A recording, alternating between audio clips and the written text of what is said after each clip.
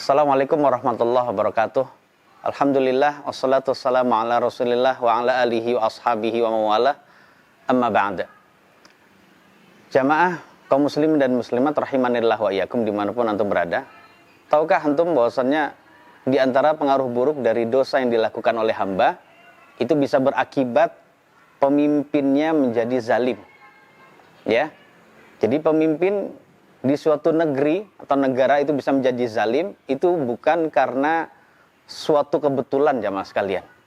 Karena itu adalah memang diatur oleh Allah, karena memang Allah Subhanahu wa taala mengetahui bahwasanya penduduk desa atau negeri tersebut telah berbuat zalim kepada Allah dengan maksiat. Tentang hal ini jamaah sekalian yang dirahmati oleh Allah, kita dinasihati oleh sahabat Nabi yang mulia. Ya, di antaranya oleh Hudzaifah ibnul Yaman, ya. Beliau pernah menasihati kita bahwasannya ketika seorang hamba itu meremehkan hak Allah, maka Allah juga akan mengutus kepada mereka orang yang meremehkan hak kita semua. Jadi Hudzaifah berkata, ya, bahwasannya idza istakhaffa qaumun bihaqqillahi ba'atsallahu 'alaihim man yastakhiffu bihaqqihim. Jadi apabila suatu kaum itu telah meremehkan, melalaikan, ya, haknya Allah berupa ibadah, dengan adanya mereka jatuh pada kemaksiatan, perintah Allah tidak dijalankan, kewajibannya pun demikian, ya. Kemudian larangannya juga diterjang, keharamannya juga berani saja dilanggar. Ketika ada suatu kaum, ya, suatu kaum termasuk penduduk suatu negeri berani-beraninya meremehkan hak Allah, maka Allah akan mengutus kepada mereka orang yang meremehkan hak mereka semua. Ini adalah disebut al-jaza'u min jinsil amal.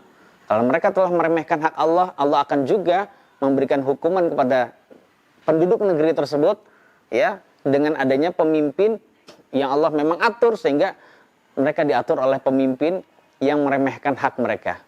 Jadi kalau suatu ketika jemaah sekalian, kita sebagai warga negara, kita menganggap bahwasanya pemimpin kita zalim. Pemimpin kita tidak melaksanakan hak rakyat. Harusnya hak rakyat itu begini dan begitu, tapi tidak dilaksanakan oleh pemimpin. Harusnya dihargai, tapi tidak dihargai menurut rakyat. Maka perlu diketahui jamaah sekalian. Jadi banyak-banyaklah muhasabah terhadap diri kita sendiri. Karena hakikatnya adalah ternyata kesalahan itu juga ada pada rakyat.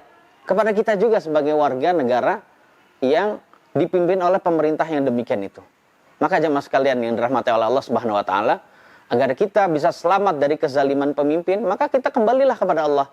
Kita banyak bertobat kepada Allah Subhanahu wa taala. Kita istighfar pada Allah, kembali kepada agamanya, pelajari ilmu agamanya, kemudian diamalkan dan juga didakwakan, hidupkan agama Allah.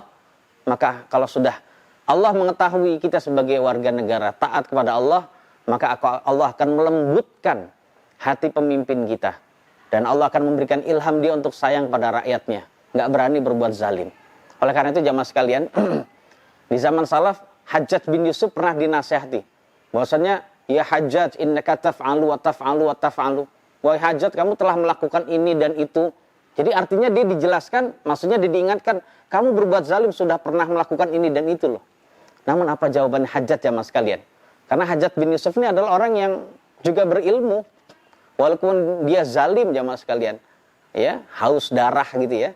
Jadi ringan pedang, bukan hanya ringan tangan, yang ringan pedang.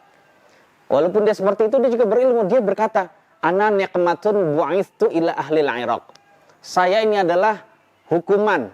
Saya ini adalah siksaan yang saya diutus kepada penduduk Irak. Karena memang Allah tahu saat itu penduduk Irak adalah penduduk yang sudah banyak melalaikan agama Allah, berpaling dari agama Allah. Maka jangan berpaling dari agama Allah jemaah sekalian.